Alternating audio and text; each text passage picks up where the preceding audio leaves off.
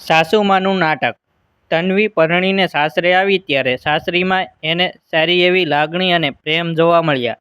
પ્રથમ આણે આવીને 15 દિવસ રોકાઈ ત્યારે એને ખૂબ સારું લાગ્યું. જે વખતે સાસુ નિર્મળાબેનનો સારો એવો પ્રેમ મળ્યો હતો. એ વખતે તો નિર્મળાબેને 1 અઠવાડિયા સુધી ચાલે તેટલો વિવિધ પ્રકારનો નાસ્તો પેક કરી આપીને 10 દિવસ ફરવા મોકલ્યા હતા.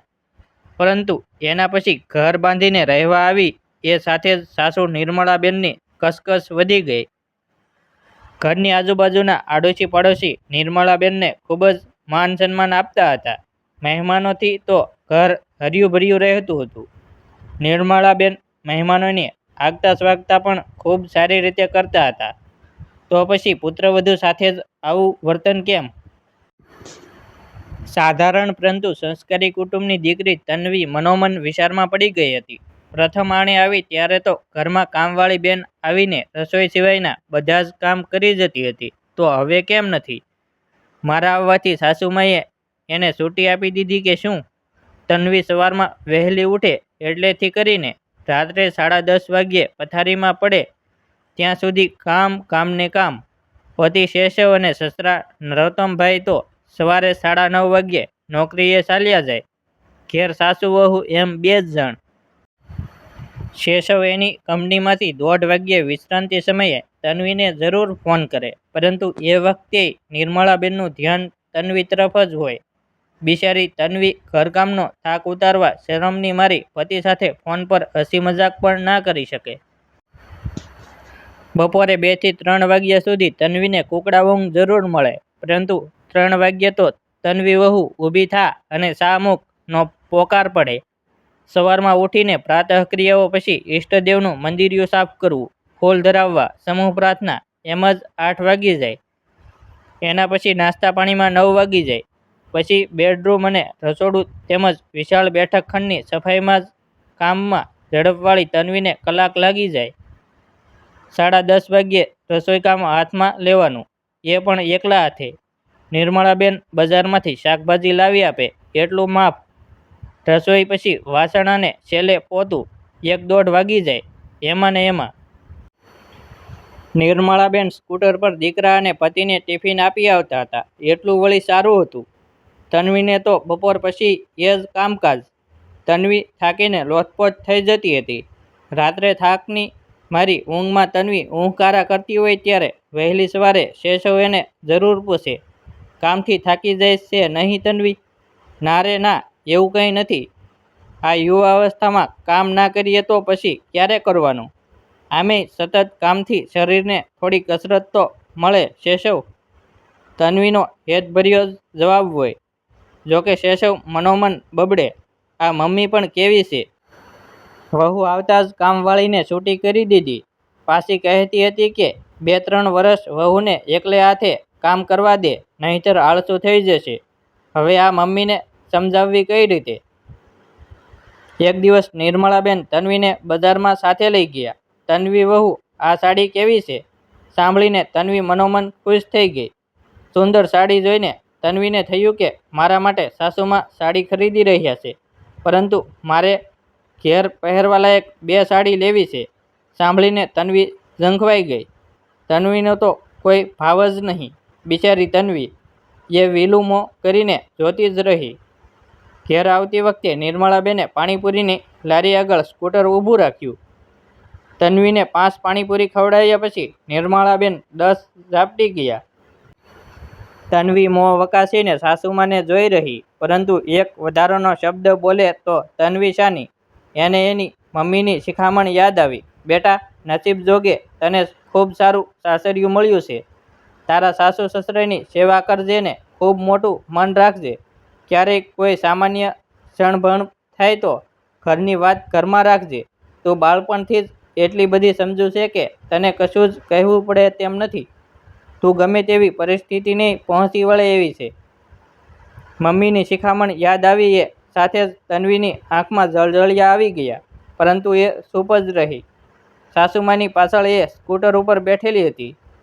એ લથડતા રહી ગઈ.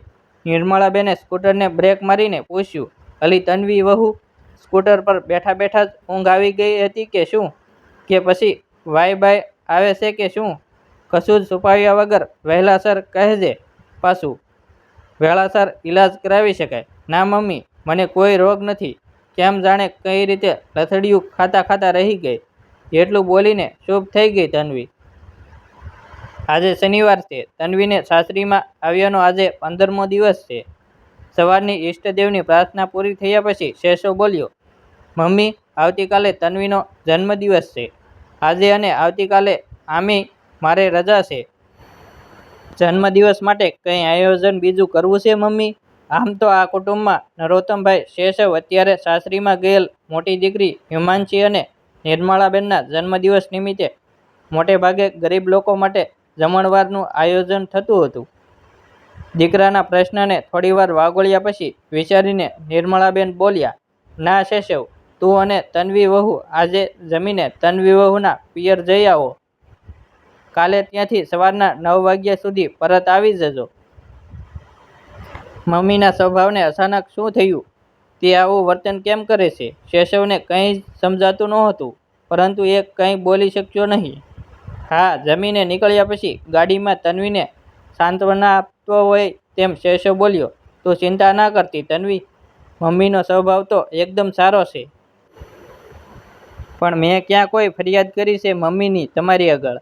મને તો મમ્મી મારી જનેતાની જેટલા જ વહાલા છે. તમે ચિંતા કર્યા વગર ગાડી ચલાવવામાં ધ્યાન રાખો, કહીને તન્વી હસી પડી. સાસરીમાં જ વહેલી સવારે કેક કાપીને શેષવે તન્વીનો જન્મદિવસ ઉજવ્યો. બરાબર 9ના ટકોરે તન્વી અને શેષવ સોસાયટીના દરવાજે આવી પહોંચ્યા. આ શું? સોસાયટીના દરવાજેથી કરીને શેષવના 4થા નંબરના મકાન સુધી રોશની માટેની સિરીઝ લટકાવેલ છે. શેષવના ઘરના દરવાજાને એક વ્યક્તિ ફૂલોથી શણગારી રહેલ દેખાય છે. સામેના કોમન પ્લોટમાં રસોઈની તડામાર તૈયારીઓ ચાલી રહી છે. ગાડી પાર્ક કરીને શેષવ તન્વીને પણ લીધા વગર ઘેર પહોંચી ગયો. તન્વી તો ધીરે ધીરે ખસકાતા ઘર તરફ આગળ વધી રહી હતી. એને તો કશું જ સમજાયું નહીં. ઘરની અંદર પણ સુંદર મજાનું સુશોભન થઈ રહ્યું હતું.